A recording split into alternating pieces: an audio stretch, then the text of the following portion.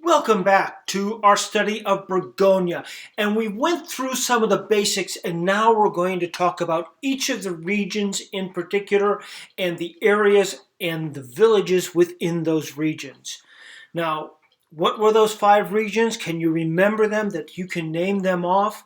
We start at the top, at the north, and we have Chablis. We go down to Côte de Nuit, Côte de Beaune, Côte Chalonnaise, and finally Mâconnais, the 5 regions of Bourgogne. And let's start by talking about Chablis. And we'll bring up the map that the book gives you of Chablis. And let's focus in towards that red speck in the center. That's the Grand Cru of Chablis. And if we zoom into that red speck, we will see that that area, it's all on the same hillside, but it is really 7 different clémots that make that one Grand Cru area. Remember, clémot is a named parcel of land, and so there are 7 different named parcel of lands that go into that Grand Cru of Chablis.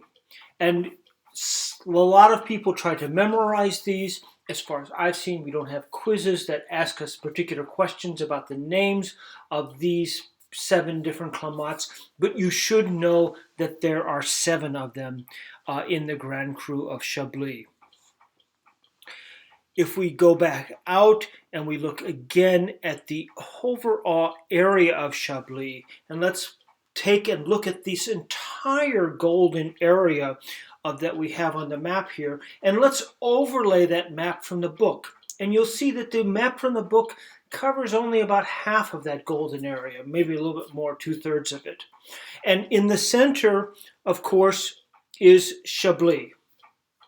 And this is where we've talked about, and in the very center of that is the Grand Cru of Chablis. Mainly around the outside is the Premier Cru of Chablis. The surrounding areas, the book takes and puts most of them together and calls them the Grand Auxerrois. Now, Auxerrois is the one area that's kind of off to the very far left-hand side. But the book combines these other areas and calls it the Grand Auxerrois. And then there is one other large area that the book never ever really points out where it's located. And that's off to the right-hand side of your screen, just to the south of Champagne. That's Champagne in the gray right above. Remember the Aube? And this area is Chantilly. And Chantilly is, of course, very much influenced by its northern neighbor, Champagne, and it makes Crémant de Bourgogne. It makes the bubbly wine of Burgundy. So we have only 3 areas in Chablis, makes it very easy: Chantilly, Chablis, and the Grand Auxerrois. The soils of Chantilly and Grand Auxerrois are Portlandian marl. The soil of Chablis is Kimmeridgian marl. The Chablis produces 100% white wine. Grand Auxerrois, 2/3 white, 1/3 red. Chantilly, 95% white, 5% red. And as we said, Chantilly is known for its production of the Crémant de Bourgogne. Also, one other final thing to mention, in the Grand Auxerrois, and it's just right at the edge of Chablis, is the village of Saint-Brie. And Saint-Brie makes its white wine from Sauvignon Blanc. It's the one exception to the Chardonnay rule of Bourgogne is Saint-Brie and its Sauvignon Blanc. So just one more thing to know that you should know for passing the quizzes and such. So if we go back and we look at the map here, most of this area is covered with Portlandian marl, except in the center where Chablis is, and that's Kimmeridgian marl. And that is where all the Grand Crus and Premier Crus are located. 100% white wine, and this is the area that we call Chablis. Just at the edge, to the southwest, is the town of Saint-Brie. Saint-Brie makes its whites from Sauvignon Blanc.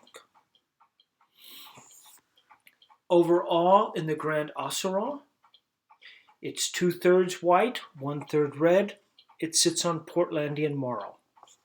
And off to the right-hand side, we have the area of Chantillonnay that produces the Cremats. It's influenced, of course, by Champagne just to the north of it. 95% white, 5% reds. So that's the entire area of Chablis, everything that you really need to know about Chablis. Let's move further south down to Côte de Nuits. The book gives this nice map of Côte de Nuits. It's just south of Dijon, and it is often referred to as the Champs-Élysées de la Bourgogne. It's Champs-Élysées, of course, is the main thoroughfare of Paris. As a New Yorker, it's the Fifth Avenue in Paris, basically. And then Côte de Nuits is the Fifth Avenue of Bourgogne. So, inside this, a few basic things that we should know is that most of the soils are limestone and limestone-rich marls. They produce in Côte de Nuits, 89% of the wine is red. Mainly the big producers. Côte de Nuits is known for its Pinot Noir. It's renowned for that above everything else. There are 24 Grand Crus in Côte de Nuits. Only one of them is white. The grapes grown are Pinot Noir, Chardonnay, Aligoté, and the Pinot Gris, which of course in this area is known as the Pinot Benoit. Now, Côte de Nuits has 9 communes, or 9 villages. And again, most people memorize these villages, and it's helpful to have these villages memorized because when you go to the wine shops and you start seeing wines with the village names on it, you could scratch your heads and say, where's that located?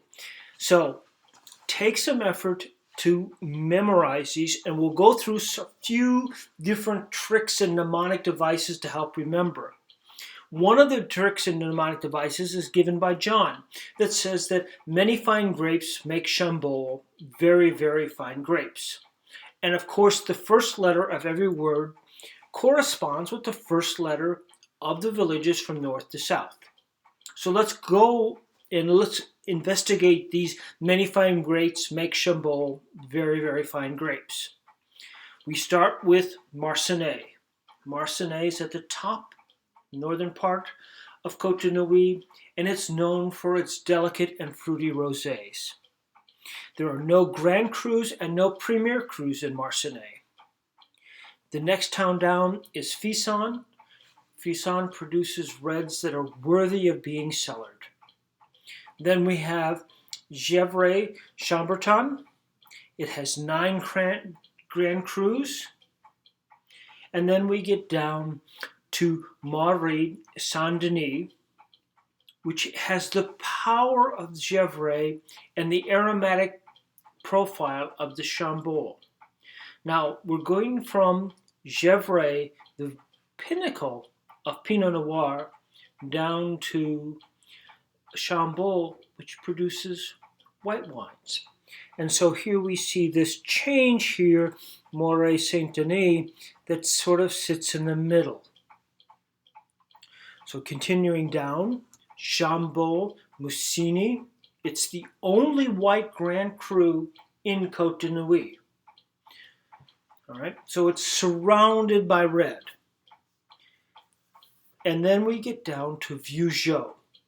Now, Vougeot is unusual because it's a Grand Cru that sits at the bottom of the slopes. And recall that most Grand Crus in Bourgogne sit in the middle of the slopes, because that is where the soil is the best and you get the greatest amount of rain and the greatest amount of drainage of the soil. You produce normally the best grapes in the middle of the slopes. Vougeot sits very low. It sits lower than the other ones. Then we get to Vosne Romanée. Vosne Romanée is known to have 8 of the most prestigious AOCs in Bourgogne. So when people talk about fantastic Pinot Noirs, they're usually talking about Pinot Noirs from Vosne Romanée. We get to Flaguier et Chezeaux, which has 2 Grand Crus. This is a village that there's very little to be said about, but if you're going to know all 9 villages, this is one you'd have to know. And at the very south, we get to Nuits Saint-Georges. And Nuits Saint-Georges, the book says, makes meaty and spicy Pinot Noirs.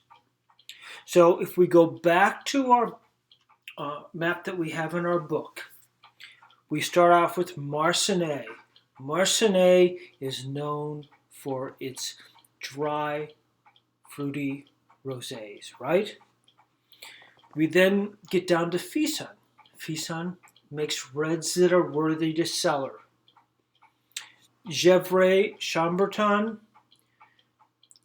it is a tremendous number of 9 Grand Crus. It is, sort of near the pinnacle of what we're going to have for Pinot Noir. We then move down to Chambolle-Musigny.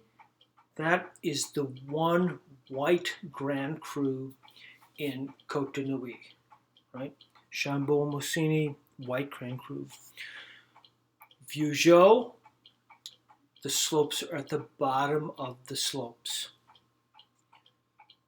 Vosne Romanée is the 8 most prestigious